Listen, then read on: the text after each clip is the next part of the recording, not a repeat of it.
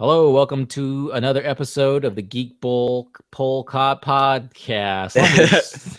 Hello, and welcome to another episode of the Geek Pull podcast. I'm your host, Jonathan Matlock, And I'm Dax Matlock. and we're here to talk about geeky stuff today. In particular, two important things we'll be covering on this episode. Two very important things. DC Universe Rebirth, the first issue from Geoff Johns that came out this week. And we'll also be talking about X-Men Apocalypse film. So I guess let's just dive in first. We're going to talk about X-Men Apocalypse. There will be spoilers. We will be talking about Rebirth, and there will be spoilers. So if you want to jump out before the spoilers, a quick review from me on X-Men Apocalypse. It's worth going to see. Definitely worth the price of admission. Very fun movie. Go see it if you haven't seen it. Now, if you want to hear the spoilers, stay tuned. Dax, what would your quick spoiler-free review would be? Quick synopsis. It's a great addition to the X-Men sequence of films. I really loved it a lot. It's probably, like, out of all the X-Men movies that have come out, it's probably my favorite. Out of any Marvel movie that's come out, it's probably my favorite. I really like X-Men, though, so it's kind of hard for me to say anything other than that. But overall, really good movie. From an unbiased standpoint, you at least should go see it. Because it's a fun movie. The X-Men characters are fun. And having the younger set of X-Men makes it a little bit more fun and light. So it's a good story. The villain's great. Characters are great. So yeah, definitely worth at least seeing. If you haven't seen it yet, go see it. Now, if you want to stay on and listen, we're going to talk some spoilers, talk about the movie in detail, and then we're going to be talking about DC Rebirth after that. So if you want to just jump to that, you can. So we saw the movie last night. Yep. And I honestly had no expectations for the movie. Well, I did have some expectations, I should say. I had low expectations, only because I wasn't like super excited about it. But that's partly because I haven't been reading anything or even watching much about it. I think I saw one trailer, and then I saw one snippet of news that, now here comes the spoilers, Wolverine's in the movie. And because I think most people know that because there was a trailer showing Wolverine's claws. That happens to be what I saw. And so that was kind of, I think, a surprise they could have withheld. But other than that, I didn't know much going in to see the movie. So I was pleasantly surprised just how enjoyable it was. I had read some stuff online that some people felt like everything was already given away, and even more was given away on the TV spots for the movie. But if you haven't seen any of that, then a lot of it's kind of fresh and interesting for the first time, which I think was some of Batman versus Superman's problem as well. So much was given away in the marketing. So it sounded like that maybe was the case. But for X-Men, I watched everything about Batman versus Superman, watched nothing about X-Men, and I enjoyed X-Men a lot. Yeah. I think overall marketing for movies it's kind of started to take a backtrack, like, in assisting the movie, because like we talked about on the last episode with the Beauty and the Beast trailer, it was so simple, but it made you want so much more for this movie and made you like, it's going to be a good film and all this stuff. And like with a lot of the superhero movies especially, they give away a lot of the plot and story. Like you can pretty much piece together the entire movie based off of what you see. They were like, yeah, especially in the, like, I watched all the X-Men, pretty much every TV spot, and definitely all the trailers they released, because I really like X-Men, so I'm excited when anything they're doing comes out. But so I kept up with that, and I was like really excited for it, mainly because I love X-Men, but I had kind of low expectations for the movie at the same time. That's just because I saw all the trailers, and so I was like, I hope they're not like this isn't lame because it looks like it could really easily be kind of cheesy and like not very good, but uh, it ended up like outperforming itself in my mind. I thought it was really well done. Um, I agree with you on the Wolverine stuff in the trailer because I mean, spoiler, he doesn't play a almost any part in the movie at all, Yeah, and so the movie could have been made without him at all, yeah, and part of me wishes that he just wasn't in it. It was fun. I it was almost a little comical to me when yeah, Wolverine did show up. I was kind of like, "Oh, it's Hugh Jackman being Wolverine," and but then I'm like, "No, Hugh Jackman is Wolverine." yeah, But there was still something. It almost came across like a Stan Lee cameo, and yeah, that it was just more funny than it wasn't supposed to be funny in any way. It's actually supposed to be very intense. yeah. There was a part of me inside that was kind of like laughing a bit, which I don't understand why I was doing that, but I was. Because my problem, I feel I understand what you're saying with that. Like my problem with it is in the trailer, the way they build it up was like, because I think the way it goes is they say we're gonna need some help, and then you see his claws shoot out, and you're like, oh shoot, Wolverine's actually gonna play a big part in this. But he was in it for like maybe 1 or 2 minutes, and it was kind of bland. Like, I mean, it was cool, but like, it would have been one of those like things that was better as like a surprise kind of a. Yeah, it would just Oh been a total complete surprise. yeah. Basically, they get taken into captive where Wolverine is captive, and there's this that they see there's this metal cage, and there's something in it, some kind of animals in it. Well, as soon as they do that, it's Wolverine's inside there, Hmm. because it takes place back in time, back in the 80s. So this is when Wolverine's captured, and he has anti his claws put into him, uh, Animantium. adamantium, yeah, and then so he's captured.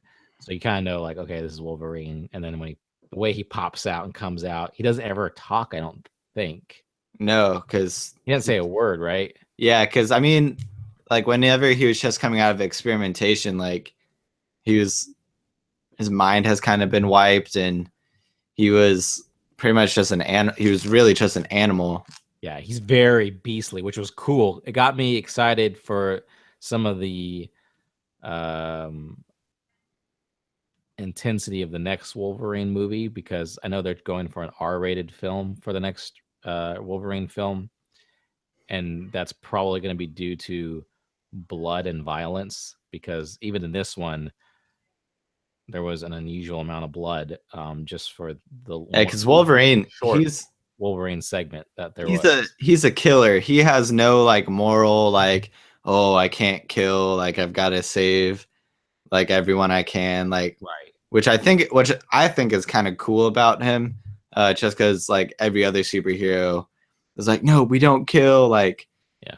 what's the point of us doing any? But it when he does it, you're just like, yeah, Wolverine, stick your claws into that person's lungs, like tear them apart. Like, Yeah. it's awesome. And he builds up a body count in this movie, so I can only imagine what they're going to do with an R-rated Wolverine film, just based on what they did in this movie. They definitely escalated the violence of what Wolverine is. I'm curious if they're going to if the new Wolverine movie is actually going to take place in the 80s Yeah, before he actually comes to the X-Men.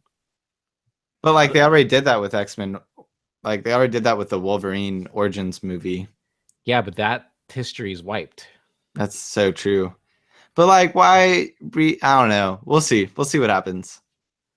I have a hard time believing that it'll be like that. I feel like it's gonna be Just older Wolverine. yeah, because isn't is Patrick Stewart supposed to be Yeah, in? he's supposed to be in there, so yeah, that makes sense. It doesn't make I was just thinking maybe they were using him in this film to kind of set up the next film a little bit, and so maybe they're kind of maybe going to take off from where we last saw Wolverine in X-Men Apocalypse, which would be interesting. It would probably make a better Wolverine movie than the original Yeah, Wolverine Origins movie.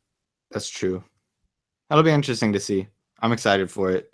Yeah, so that was the only thing spoiled for me was the Wolverine thing. But other than that, though, yeah, everything I saw about the movie, I thought, oh, this Apocalypse guy, he looks kind of cheesy. The costume, the makeup.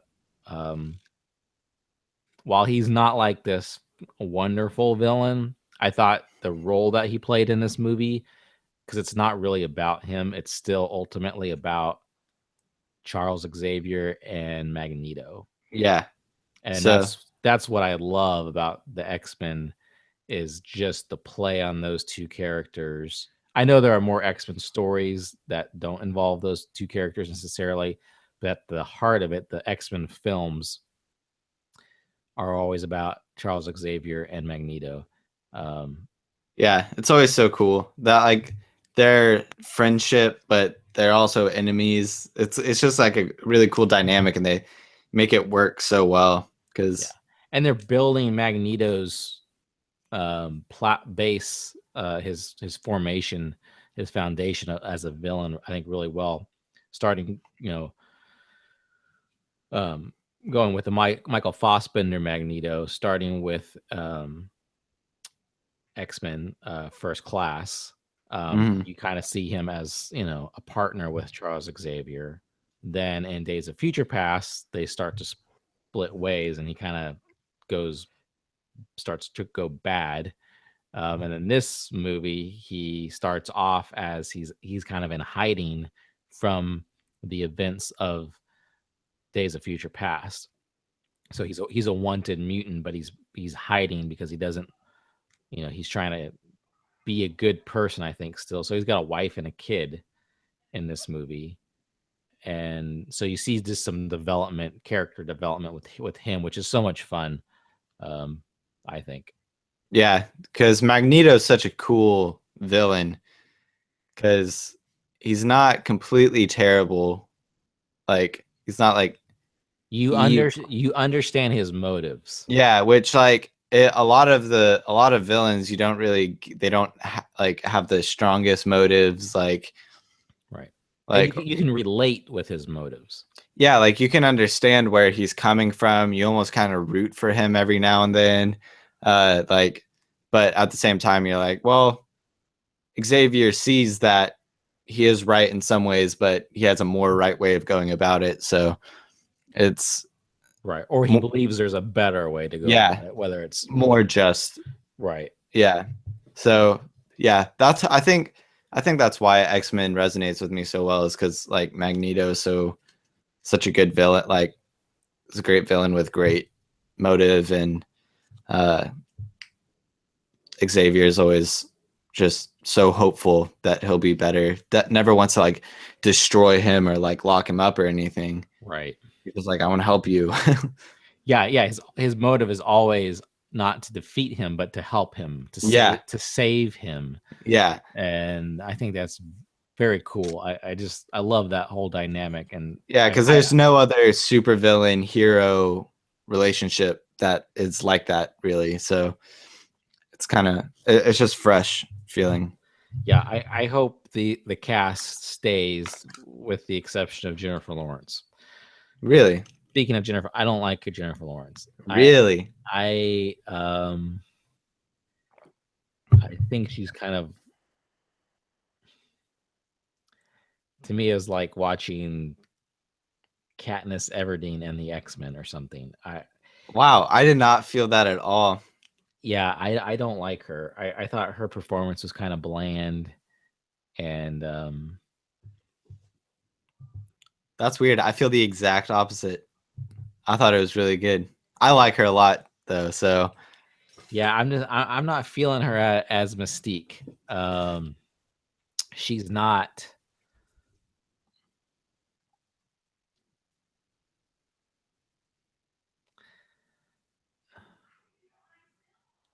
And in this film, she didn't have any action at all. Like, there was no action with Mystique in this. no, she's just kind of like a. I remember hitting a guy at the very beginning. Mhm. in her save Nightcrawler moment. But other than that, she was just dialogue, which is okay. But you kind of want to see Mystique fight, Yeah, because Mystique's a really good fighter. and then She's the fighter. Like she's known as the fighter. right, and then she wasn't um, present as in her Mystique form for much of the film. Um, so I'm kind of like very confused about, is she embracing her Mystique form? Is she not embracing her Mystique form? Because She kind of did at the end. I mean, like the she thing. did at the end, and then she did at the end of First Class too, didn't she? I can't remember. It's been a while since I've seen it. Because remember there was Hank was trying to give her a serum to hide who she was, Yeah. and so there was that whole drama between them in the earlier movies. So it's like, well, she's a she likes she's wanting to embrace who she is as an X-Men, but then she goes into hiding. And so she's like hiding in this other form for most of the movie. Then she kind of comes out as Mystique again. It's like, and then I just wish, like, why does she have to be Mystique, naked Mystique?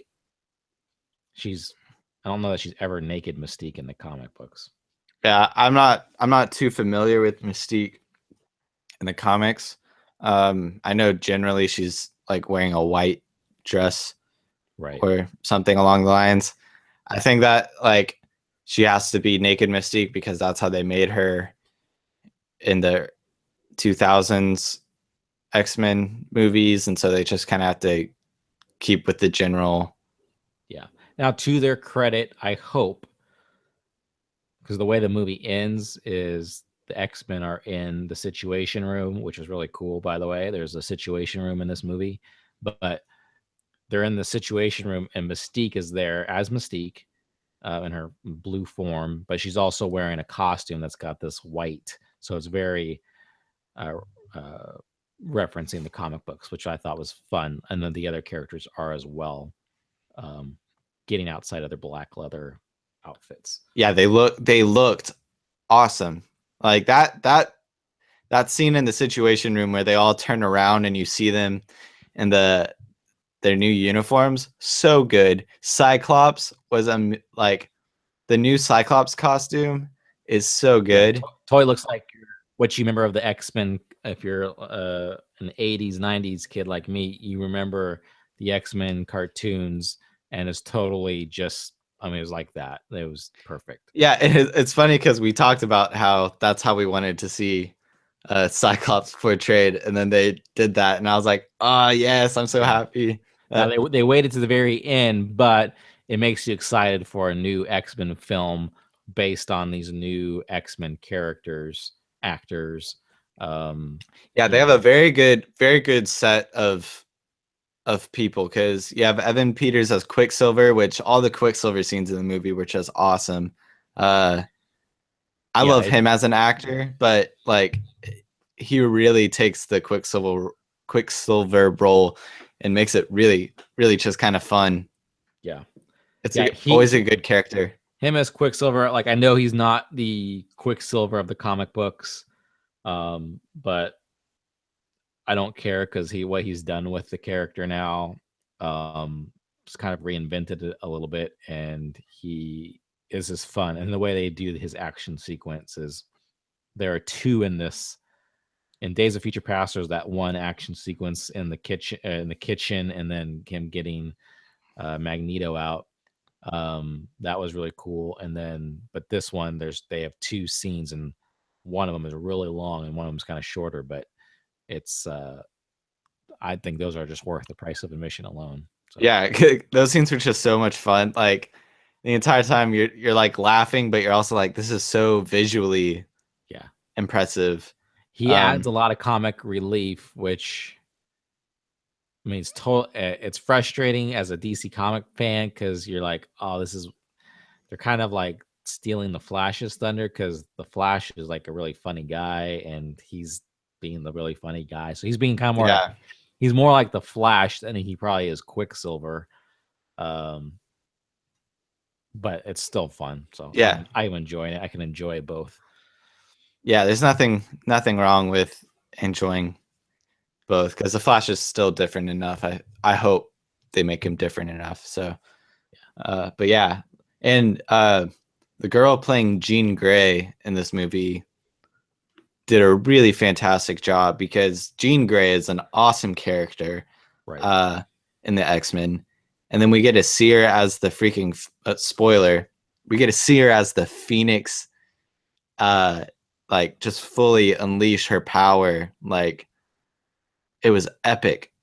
Like she saved the day, and it was it was so good. And like in the original three movies, the girl that played Jean Grey, like she was good, but like she didn't really like play. Like I feel like she didn't really tap into the character as well as she could have.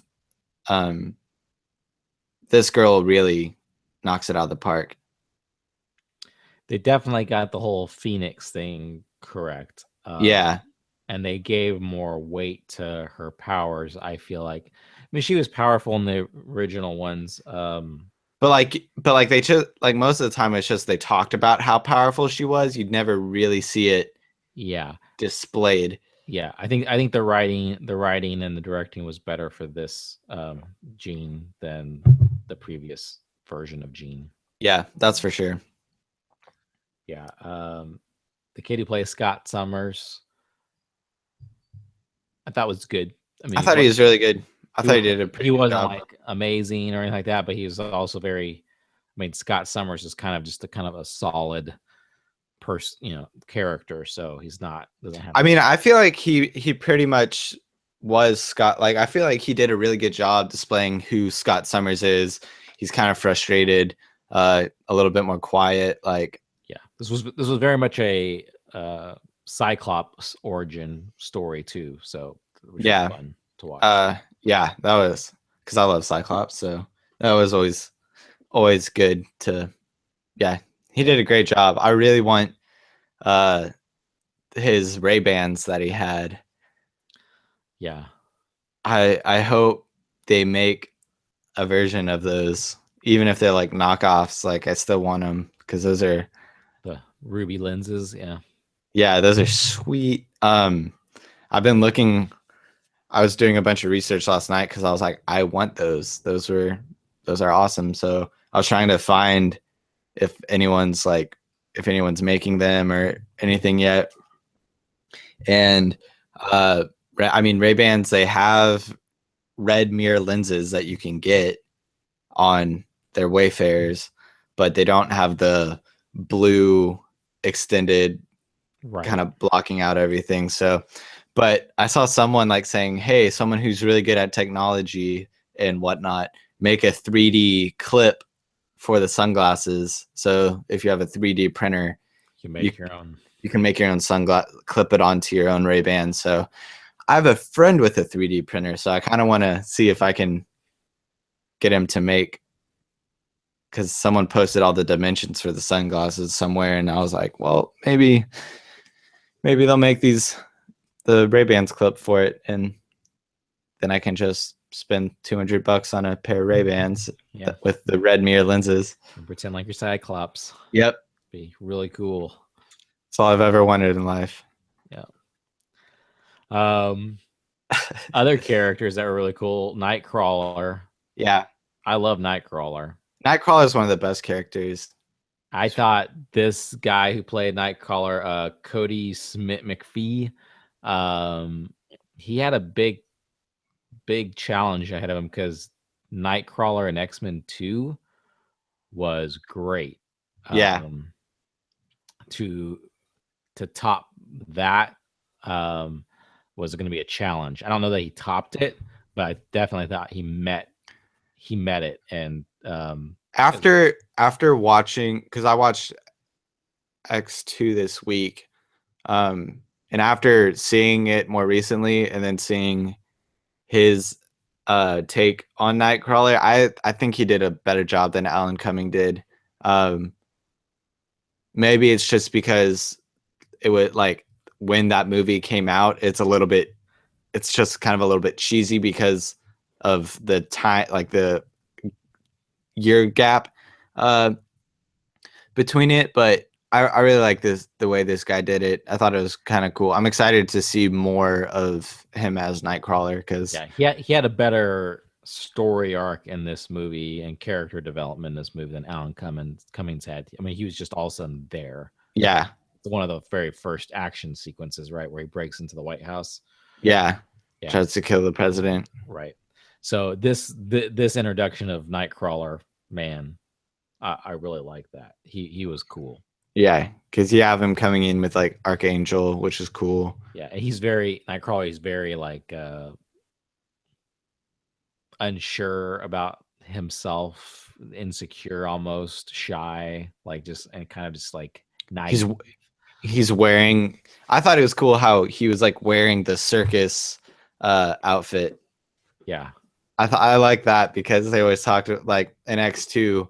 One of the biggest jokes is he always says, "I'm Kurt Wagner, but my other name is Nightcrawler," and then he talks about how he was a member of the circus, and so it was cool seeing him in that fresh out of the circus kind of a look.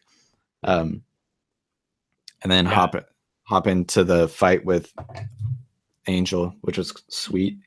Yeah, so when you first meet Nightcrawler, he's being pushed into a cage match, which to the death kind of a thing with Angel, and that's how the two characters are introduced at first. Yeah, and then Mystique breaks them out.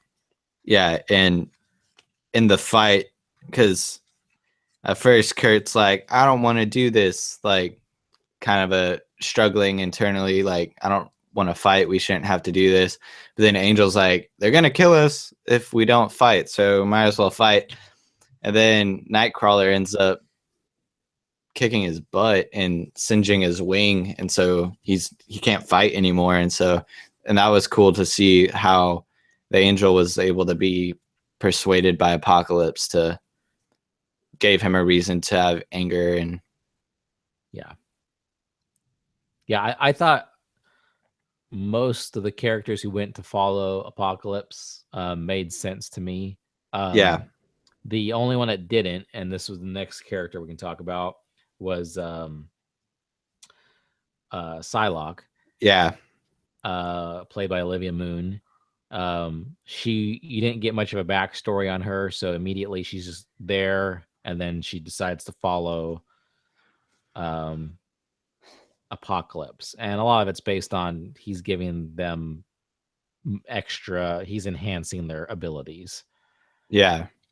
I thought the way they visualized her, I'm not talking about her costume, but the way her powers worked and everything like that.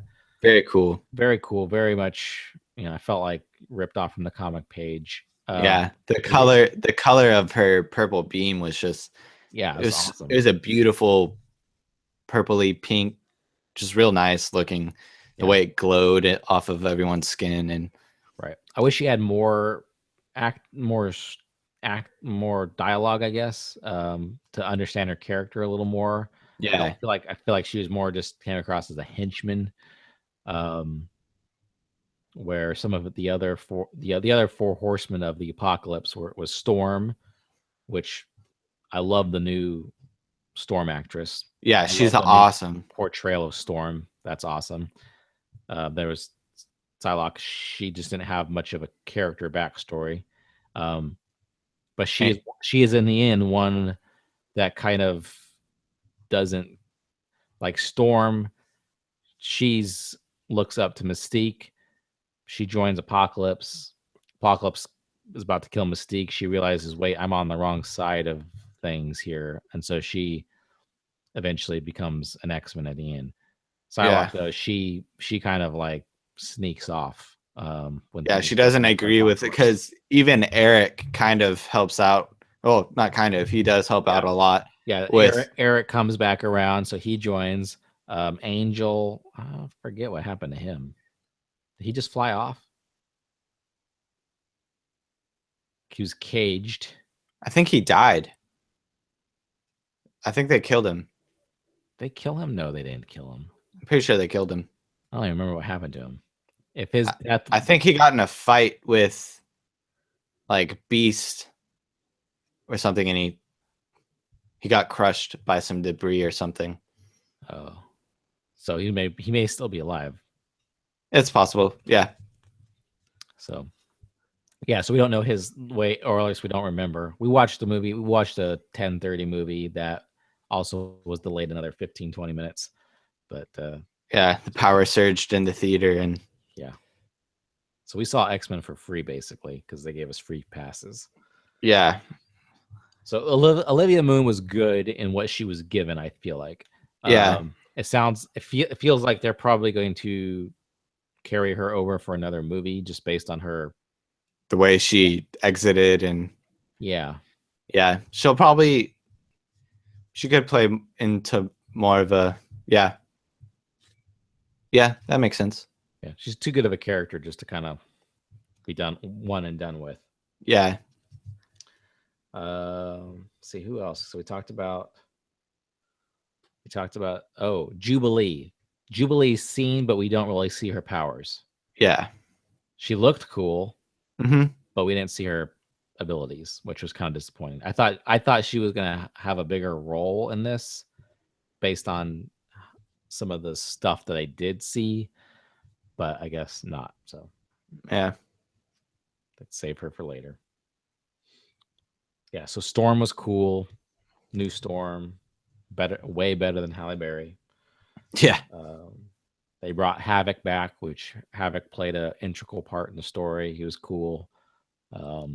Stuck to like his havoc instincts of like not really like wanting to be part of the X-Men, but like being there if his powers are needed. Right. And so that was nice. Yeah, Quicksilver again, great. More McTaggart, they had her back. So let's talk about Apocalypse. I think he's. Oh wait, let's talk about Beast first. Yeah.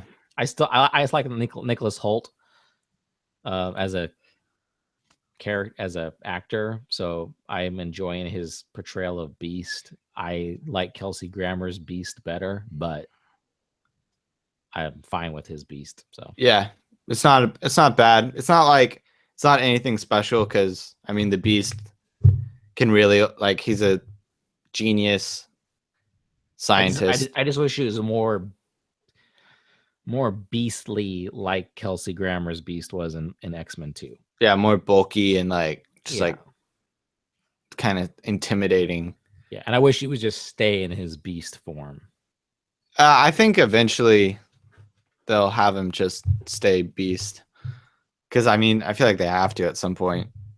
But yeah, I understand like their desire to like show the actor in their normal face just for marketing and connection personality stuff, but just let him be the Beast. yeah, and like it adds like some sort of layer of character development because he's still not truly embracing who he is. Yeah, still kind of ashamed and hiding it, but I think eventually they'll have him maybe in the next movie even have him just get over it. Yeah, he needs to break out. Yeah, along with Mystique. Mm-hmm. Well, because eventually Mystique's got to turn evil, so yes. Which I'm curious how they're gonna do that. Obviously, she's got a strong pull connection with Eric and Magneto. So, and she doesn't like to think of herself as a hero either, right? Which I think is. But they end in this movie with her training the new X-Men. So, they kind of brought her back into the fold. So I was curious where they're gonna go with that. Let's talk about Apocalypse. Yeah, played by Oscar Isaac. I don't know. I'm still like not really positive how I feel about it, honestly. Like he was just like an understory for all the other character development. Like like his motive was good because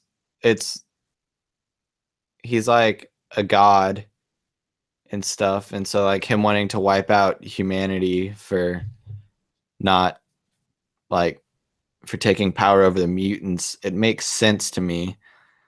But like overall, and when you think of it, like he's an Egyptian god uh who's been under the earth for so many years, and then he just comes out, like he's gonna be a little bit cheesy just for that reason alone.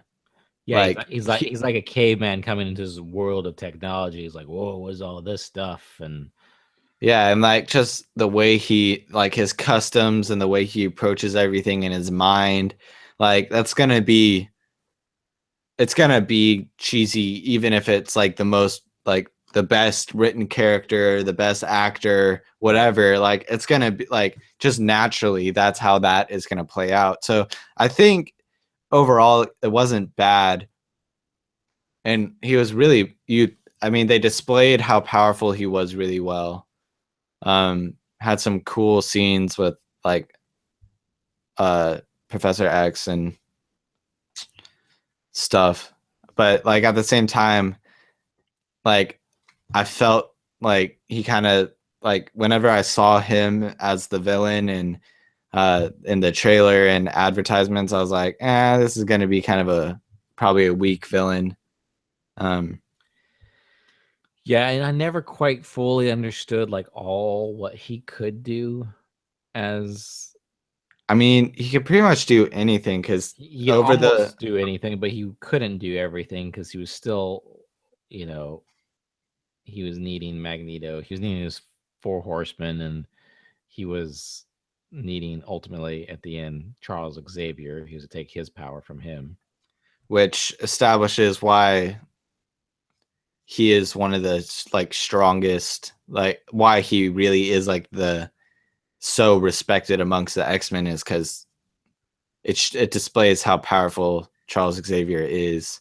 Yeah. So now going into Charles Xavier, I mean, man, James McAvoy. I love James McAvoy so Charles much. Xavier is awesome, and this movie just made Charles Xavier more awesome. Yeah, because it's fun seeing Charles Xavier like so young, because Patrick Stewart did a great job playing like a really old, wise Professor X and knocked that out of the park. But having the younger, like him still kind of trying to figure things out, but like also realizing this dude is, I mean, he's powerful and a genius, is really, really pretty. Like, I love James McAvoy, and yeah, it makes you really fall in love with the character too. So yeah, I hope he and Michael Fassbender are back for future X-Men movies, because they're the glue right now, I feel like. yeah, I feel like until the next movie, they're really making everything like the most important thing we're seeing. I think I think another movie could establish other characters that make them like the main drawing point. But they add the heart to the film. They add like you care, like Michael Fassbender. I mean, I felt like terrible for him. My heart was breaking for him in this movie, in Apocalypse, and you felt the struggle that Charles Xavier had much more than any of the other characters. And so I love the way they're written, they're portrayed. Charles Xavier does lose his hair, which we kind of knew based on from the trailers. The way it happens makes sense, and man, James McAvoy even looks more like Charles Xavier with his hair gone. Yeah. So like I loved him having hair, but like not having hair, now like it's about to get real awesome with Charles Xavier. Like things are about to start really being really cool with it. So yeah, I even felt like he was wearing maybe one of what's his face's the what the guy who originally played Charles Xavier, Patrick Stewart. Yeah, I felt like he was wearing one of Patrick Stewart's suits at the end of this movie. Yeah, I was like, oh my gosh, you look exactly like Patrick Stewart now. Like this is, yeah, you've stepped up from just being like a dude who teaches mutants. Like now you're like you're the dude who teaches me. Like, just bumped him up a level, made him a lot more professional. And yeah, which just speaks, I think, to how well those characters have been written and yeah, how well those characters have been acted. I mean, Patrick Stewart, marvelous actor. Um, James McAvoy, marvelous actor. Michael Fassbender, marvelous actor. Um, what's his face? The guy who played Magneto in the original one. oh my gosh, dude, I know. I'm Ian totally, McKellen. I'm, How to- I'm totally mind blanking here. All I want to say is Gandalf. Yeah, Ian McKellen. He's a fantastic actor. So they just totally acted those out, and they're not reinventing the character. I mean, they're just being those characters, and those yeah, characters have a ton of comic book history. so much. Yeah, and seeing it on the screen portrayed by really good actors, it's been like, because X-Men can be so cheesy if you want it to be, like, because even some of the comics, like, it's a little bit like Oh yeah, mutants, like, just like kind of cheap, and like, but that's also kind of like how the comics are. Like, that's kind of why the X-Men are so fun, is because it's just a little bit cheesy. yeah. And but I'm glad the X-Men movies are not part of the Marvel universe, yeah, a film universe. mm-hmm. Because I like this movie. It was very fanciful, and you have Apocalypse, and he's doing all these big things. That wouldn't have played. I don't know that it would have played well in the existing Marvel universe, cinematic universe. But being able to be in their own playground, they can kind of go Not have to worry about like anything else the Avengers are doing or right. anything like that. It's pretty So pretty it cool. works. While it'd be fun to see certain characters meet up, there's so many X-Men characters that, I mean, it'd just be cool to see X-Men show up in a Deadpool, or Wolverine show up in a Deadpool movie, or, those kind of crossovers at this point. Because now I think we're gonna start seeing a lot more X films. I think X Factor is supposed to be a movie coming out. It's in development. So yeah, we have a lot more X-Men films in our future. Yeah, that's exciting. And Wolverine, the next Wolverine movie comes out next year, right? Yeah, I think it's a 2017 release. So Yeah, I think they've started production already. So that's good. yeah, so if you haven't seen X-Men Apocalypse, go see it. Totally worth it. I enjoyed it. It's not like some masterpiece film, but it's just a fun comic book X-Men movie. Yeah. And like, it's one of those movies that like I really want to go back and watch again, and I feel like I can do that. I can go back and watch it over and over again and still find the same amount of pleasure and enjoyment, which is something that the X-Men movies have really done a good job of having, that kind of a, just like kind of like a, almost like an instant, like kind of a superhero classic movie. It's a good popcorn flick. So Yeah. buy your popcorn with it. So let's move on to the other big event of the week. And that is in the DC Universe. The first issue, the Rebirth issue from Geoff Johns, was released this Wednesday. And if you have not picked one up, pick one up at your local comic book retailer. It's only $2.99 for 80 pages of pure beauty. Yes, I mean, that is a lot of comic book for $2.99. Yeah, it took me like 20-30 minutes to read, maybe. Yeah, I mean, it's a deal. It's, if you drink Starbucks coffee or any coffee, really, I mean, you're throwing your money away. Yeah, buy a comic book. buy a comic book, make your own coffee, save some money. Yeah, but make it better than Starbucks can make it. But yeah, no, like the Rebirth, that issue, like reading it the entire time, I was just like, oh, what? Awesome. Like out loud, like yelling in my house. And the excitement of the whole story arc just built. Yeah, like Geoff Johns was talking it up a lot, and that made me kind of worried, because I was like, I don't know, like now Well, it's because kind of getting overhyped a little bit, right, you but had the New 52, you had Infinite Crisis, and you've had all these other things, major reboots and things like that. So it's kind of like everyone's kind of skeptical of like, okay, is this yeah, and a lot of people Julius? didn't like Infinite Crisis. A lot of people didn't like the majority of New 52 stuff. Right. So it's kind of like, oh, like another reboot. Like what? Like I was excited because like just visually everything looked really cool.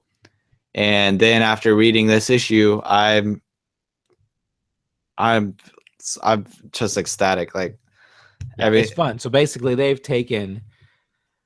so spoilers now, they've taken everything that's happened in the DC universe, Infinite Crisis, Flashpoint Crisis Paradox. on Infinite Earths, Flashpoint, New 52, everything, and even now have enfolded some um, other graphic novel comic characters from the DC universe that were usually just their own thing, which was the Watchmen.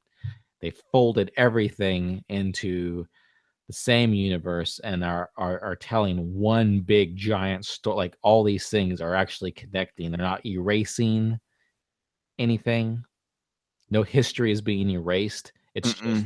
all part of the bigger story that's being told, which is like, man, they Geoff Johns really flushed this thing out. I mean, he thought this stuff through a lot, and Really developed right, just a amazing piece of work. and it's not some okay, and it's not this same mastermind Kronos or anybody like that who's been at the heart of these things before. There's no time travel to revert anything back to the way it was. They introduce Presence. a new presence that has been orchestrating all this stuff, and that is um, from the Watchmen, Dr. Manhattan. So Yeah. if you've read the Watchmen, you know it ends with Dr. Manhattan kind of leaving Earth, and but they never interact these characters with the other DC universe. They had Yep. the Before Watchmen series that had recently come out the past couple years. And that's pretty much been the only thing really spinoff wise from the original Watchmen from Alan Moore. Um, so now that they're having these characters actually interact with Superman, Batman, and those characters, it's just kind of mind blowing. Um, and it all makes sense to me. Yeah.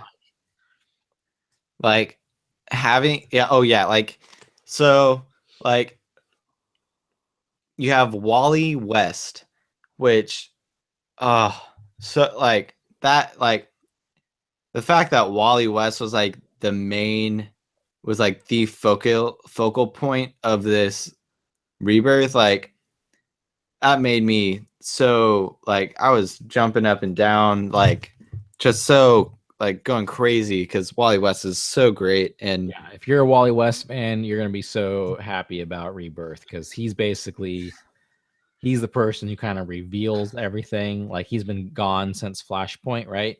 mhm. And he finds his way back. And the Rebirth is about him trying to find his way back and make a connection with somebody that'll help bring him back, pull him out of the Speed Force place he's in. Yeah, and there's so much emotion involved Oh yeah, with that, like yeah, when because people see him and they're like, I don't know who this guy is, and he's like, I know you, but you don't know me, and so it's like, and like his like the love of his life, and he's like it's like she who? always brings me back, like surely this will work, and then it doesn't, and you're like, oh She's Wally, like, like who are you? You know, it's like, crushing, and then it's just then he sees his mentor, the Flash, Barry Allen, and even then it's like, who? And then you just starting to see him yeah, you like see lose like you himself. like that's like the last time he could like try and break out of the Speed Force, like he and then he's just like this his suits dissolving off of him. Is like time is like around him, like, and then like The illustrations in this are great. oh, it's a beautifully illustrated comic book. And then like the Flash like pulls him out of the rips him out of the Speed Force and is like, I remember you, Wally. And then like they're crying, and then you're crying, and it was just a great moment in comic book history. Like, oh, so good, so good. Yeah.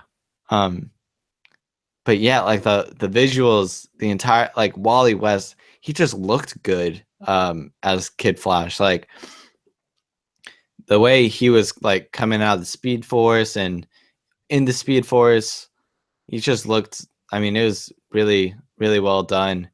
And then like all the other characters, I think that was like kind of the interesting thing is as he's going through the Speed Force, you see a bunch of other super characters from So the universe. they're setting up the. So if you don't know, they're rebooting basically all the titles. So Batman will start, but before each reboot, each title will have its own Rebirth Batman, Rebirth Superman, and then they'll start Batman 1, Superman 1. So yeah, they talk about, they show the new Green Lantern, and they allude to Hal Jordan and him, something going on with Sinestro. They show Ray Palmer as the Atom, and he has he's in the middle of something, and something big is going on, and he's trapped. He's trapped. You see Aquaman and Mira. You see Aqualad. You see Aqualad. That was interesting. The Aqualad scene, like I was just like, oh come on, like that was too easy. It was felt too. I like, okay, they made Aqualad a homosexual character, which you know everyone already just assumes that as Aqualad you're gay because that's what people assume of Aquaman too. But so like, okay, it seemed like I'm fine with. Yeah, you go. It is obvious. I'm fine with having homosexual characters. Yeah, I mean it's with the times, like comics. I always feel like the writing for them, I always feel for whatever reason that it's really forced. Yeah, it's not like a natural character. Like, yeah, it doesn't come out like they like. You don't care about Aqualad in general, like, you know, like he's an Aqualad. It's just kind of like as a character, Aqualad kind of sucks. I mean, he's cool, but like his name's Aqualad, but it's so, and like just the entire time, you know, you have like his mom like being disappointed in him, and he's like, he like thinks it's because he has these powers. He's like, it's because of the way I was like swimming at the lake, and she's like, no, I'm talking about your boyfriend, the boys. It's like, it's not boys, it's just one boy. Yeah, it's like, okay, that dialogue just did not. It never, to me, they rarely sound natural, and that's what frustrates me about that kind of writing. It's like, okay, I mean, yes, there are people that have different sexual preferences, and you can play that out in characters. That's fine, I get it, but write it better. Like, yeah, it's totally just, it's like, because you wouldn't write a straight relationship like that. Like, yeah, it's very clunky. It's very forced. It could just be more, come out more in a more natural way. So to me, like, it's supposed to be shocking, and to me, it's like, why should that be shocking? So that was kind of weird. Batman, his big revelation of the DC Rebirth is that there are 3 Jokers, or there have been 3 Jokers. Yeah, it'll be very interesting to see how that story. I'm really curious about reading Batman now, because if they don't do that one right, that may annoy me as a Batman fan. Yeah, I mean, I feel like, because that's a pretty big deal. So I feel like there's probably spending a lot of time focusing on that and making sure that that story is not disappointing, especially as Batman as their most selling comic. Yeah. Uh, They're a Joker being the greatest villain. I mean, yeah. they cannot screw up the Joker. And to say that there's 3 Jokers, it's like I hope there's somehow a very good reason for why there are 3 Jokers, that they're all really still the same Joker. Because Whenever I was reading Justice League 50, like waiting for the revelation of the Joker, I was really worried, like, who's the Joker gonna be? Like, yeah, you don't want to know who the Joker is gonna be. You don't like. I was like almost upset that I was about to find this out, and I was like, who could it be? Like, it's got to be someone that we like because whenever like Batman first asks the Mobius chair the question, he's like very like shocked to find out the answer, but you don't know who it is, and you're like, who could like? It's got to be someone that is just so big that you never have seen that coming, but then like having 3 Jokers is almost bigger than knowing the identity, because right. And they haven't laid out if it is there have been 3 Jokers or there are 3 current Jokers in a Joker ring.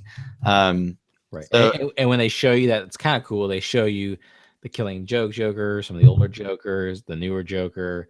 There's the different styles of the Joker, which is kind of interesting. Yeah, because they reflected the art styles that they were drawn in too. Right, so it wasn't like they were all modernized. It was like you see the differences in the Joker, and you're like, well, there could be 3, like based off of something like that. Yeah. So, and going back to the Watchmen, some of the fan theory is one of the Jokers maybe was the comedian, but it's like, okay, so I don't want that to be the case. It doesn't make sense to me. I don't know if it's just an easy, because Batman finds the comedian's button in his. I thought that was so cool. Whenever he pulled the button out, I was like, "What?" Like I was going crazy. Yeah. So like, I hope that's really not or nod that the comedian is one of the Jokers, because motivation wise, that doesn't make sense to me in any way. And I want the Joker just to be the Joker. Yeah, personally. Other Watchmen potential connections are the new Batman story that's going to be starting. There's an issue. Basically there's two characters, a man and a woman, who are going to be like defenders of Gotham City, and Batman is going to be kind of like maybe their enemy, or who they're trying to go after, because his justice is different from theirs. So one of the speculations is, could this man and woman be Silk Spectre and Owlman? That would be awesome. That makes a lot of sense to me. I would read that, because I love both of those characters. Yeah, so they have a whole new costumes. They're not in their Silk Spectre Owlman costumes, but is that who's in the costumes? That's interesting. So that could be an interesting plot point. The other thing to come out of Rebirth is Wonder Woman's story. In the Justice League 50, she finds out she has a brother, and I think they nail it down that she actually has a twin brother, right? Yeah, that is a twin brother. Or did I read that somewhere else? No, that was right. Twin brother, yeah. Yeah. So she's got a brother, which Wonder Woman having a brother, adds a whole another level of interesting. Yeah, I'm not sure. I think that'll be interesting. I don't know if I want to read the Wonder Woman storyline yet. I think I might wait for the trades on that. Just because like it sounds interesting, but not enough for me to want to buy twice a month comics. Right. So yeah, so New Rebirth, you're gonna be buying twice a month if you're following a title, but priced at $2. On most titles, not every title is twice. Yeah, but yeah, so yeah, Wonder Woman, which So I'm kind of happy because that means that that's less money a month I'm having to spend. Um, I guess should say getting to spend. Right, right. But uh, yeah, it'll be interesting I'm very curious to how they're going to play out her storyline, just because it sounds cool, but at the same time, it's not like the most intriguing for me. So we'll see what happens with it. Yeah, so is like Wonder Woman's brother like just been hiding? Is he dead? Is he somebody that we already I know? was confused. Who was the baby? What baby was that? In Justice League? Yeah. It's Apocalypse. Okay, so that So Dark Apocalypse is Side. Dark Side. Dark Side Apocalypse. Dark Side is now a baby in baby form. So we've got some Dark Side development that'll happen over the next few years, I'm sure. The other I actually thought was very interesting. It kind of made me interested in picking up Superman.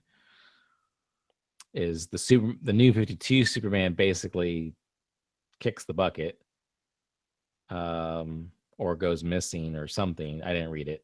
Yeah, I have no idea what's going on. But in the DC Rebirth, there's another Superman who's got a beard, and he's like the original Superman before the 52 Rebirth, but he's just been kind of like hanging out in hiding on Earth with Lois, is kind of the way I'm understanding it. Yeah, I was having a hard time, like, because it wasn't very clear as to if they were on Earth 1 or 2, or if Yeah. With DC, you never know, but yeah, I think the way it was is like he's been hiding out as just Clark Kent and with a beard, not even Clark Kent. But he's just been hiding out. He's got a son, and the new 52 Superman has gone missing. So is he going to make his return as the because they talk about how when Doomsday killed Superman, like he was able to come back, and he was like, "Does that mean that if this one dies, Superman's gonna come back?" And she just kind of looks at him, and it's like, "Are you gonna fill in his spot?"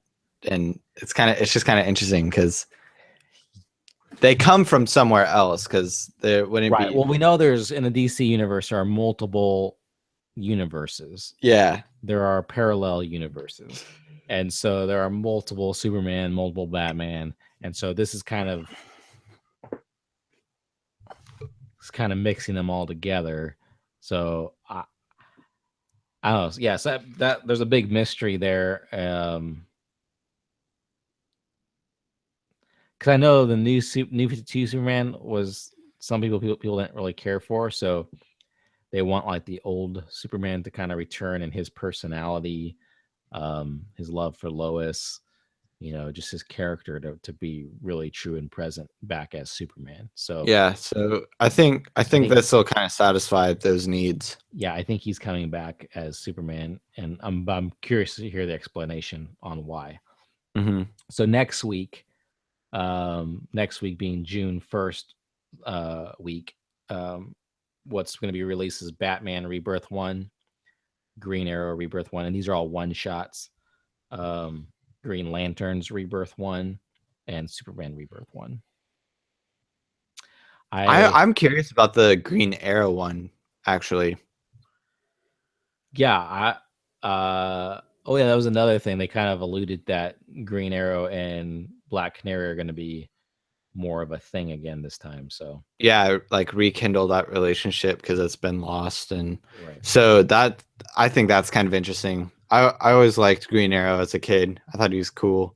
I like to see him do an Arrow TV show rebirth. Yeah. Because No. there's a lot to work with there, but it'd be great if they just were like, hey, rebirth time and do everything correct this time around. Yeah. Because they kind of mess some things up there. I feel like they should just kind of can the show and maybe get a whole new set of people and Yeah. give it a completely different life. Yeah. Let's see. Yeah, so the coolest thing is just the Watchmen integration. I know there's some people that don't like Geoff Johns and DC messing with Watchmen because they feel like, oh, that's Alan Moore's. Don't touch his stuff. Why are you taking his stuff? Well, he wrote that for DC, and they're great characters. Great characters, and so it's like it's going to be cool to see them in a world with where they're intermingling. Right. They shouldn't be not touched. They need to be explored more. Yeah, because like I heard the Before Watchmen series, that kind of wasn't. I heard it wasn't like the greatest. I think the Comedian and Rorschach issue, I heard that one was really good and worth reading. But or like because when in the trades they grouped they grouped two characters together. So and because that'd be interesting to read more about the Comedian and more about Rorschach, especially if he's going to be a Joker. Yeah, so I might have to pick that up, but like overall people weren't too like it was a fun read, but like not the most necessary comic series to have been written before Watchmen. So it's kind of interesting. I'm excited to see what they do with these characters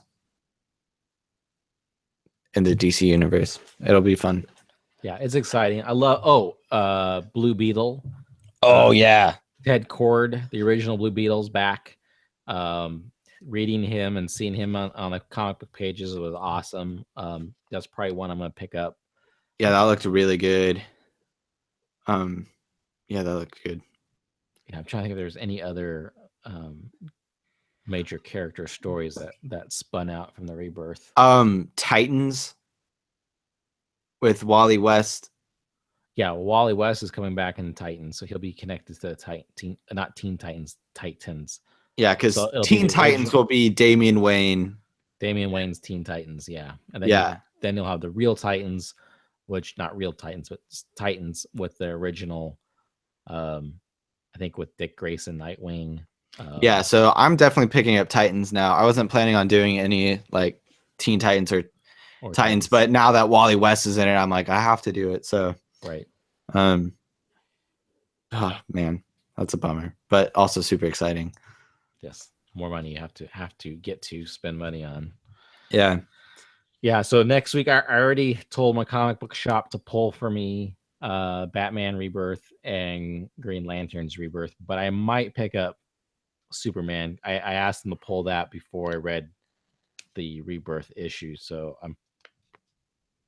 I might pick up Superman. Just to see. Yeah. Because also this month in June, you're gonna have Action Comics, Aquaman, Rebirth. Which Action Comics will be interesting having Lex Luthor as Superman. Yeah, I'm curious to see where they go with that. You have the Flash Rebirth, Wonder Woman Rebirth. The next week after that, you have Batman 1, Green Arrow 1, Green Lanterns 1, Superman 1, and then Titans Rebirth. And then after that, you have Action Comics again, Aquaman #1, Detective Comics again, The Flash #1, and Wonder Woman #1. So yeah, if you bought them all, you're looking at 5 comic books pretty much in the next 4 weeks. Sick. Or 5 comic books each week for the next 4 weeks. So 20 bucks. Oh, that's bucks worth pop. $60. $60 a month to stay on top of the Rebirth. Or the first month of Rebirth. I'm probably gonna Whoa. I'm probably gonna get I'm probably gonna drop the $60 for this first month of Rebirth. You think you're picking them up all? Well, I know I won't pick up Action Comics. Oh yeah, I probably won't pick up Action Comics. And there are certain titles I won't pick up, but generally I'm gonna try and pick them all up. I won't pick up Detective Comics. I probably realistic. I'm not going to do Aquaman. Although I really enjoyed the new 52 Aquaman, but I think I'll pick it up and I'll let you know how it is. Okay. Maybe you'll just get the trades on it. What I might do is just do the Rebirth, the title Rebirth #1s. Do those, read the stories, see where they're going. If they're going in a place I like, then I'll continue the titles. If not, then I'll Yeah, just I think that's the smartest way to go about it. Yeah, because then you're only investing. You're only just starting and taking a little peek for $2.99. And if you're in a collecting sense, Yeah, it's not bad to have all those #1s because eventually those could be right, of a little bit more value than $3. So right. So that's the DC DC Universe Rebirth. Dax, do you have anything to add? no, not this week. All right. Well, time's run up for this episode of the Geek Pull podcast. Did you have any music to share with us this week? No, I haven't had time to look since our last episode, which is just a few days ago. So right. So if you missed it, go back. Episode 6. Dax leaves his music selection there. We also talk about some other fun things like sidekicks and Beauty and the Beast and all that good stuff. But yeah, visit us on geekpull.com to get all the episodes. Find us on iTunes. Look us up on Stitcher. Leave a review. Find us on Facebook, Geek Pull, Twitter, Geek Pull, Instagram, Geek Pull. Leave us a comment. Let us know what you thought of X-Men Apocalypse or the DC Universe Rebirth. Let us know what you're reading, who your favorite characters are. We'd love to hear from you. Yes, definitely. Leave a review on iTunes so that other people might listen to us. Yes. All those good things. Yes. So until next week, when we pick up some more issues of the Rebirth, hopefully I'll get some new toys in the mail come next week. Oh yeah, you're supposed to get your. I'm supposed to get some stuff. But supposed to get your Batgirl. Those things keep getting delayed on Amazon, so we'll see. Oh, and one thing that we didn't talk about, which we'll talk about next week, they also released Scooby-Doo Apocalypse. Oh yeah, we'll talk about that next week. We'll talk about that next week. I haven't read it yet. I know you have, Dax, but I haven't read that yet. So if you're listening, you would like to talk about Scooby-Doo Apocalypse, pick it up at your local comic book store, and we can talk about it together next week. So that's all for this time. I'm Jonathan. I'm Dax. And we'll see you guys next week. Goodbye.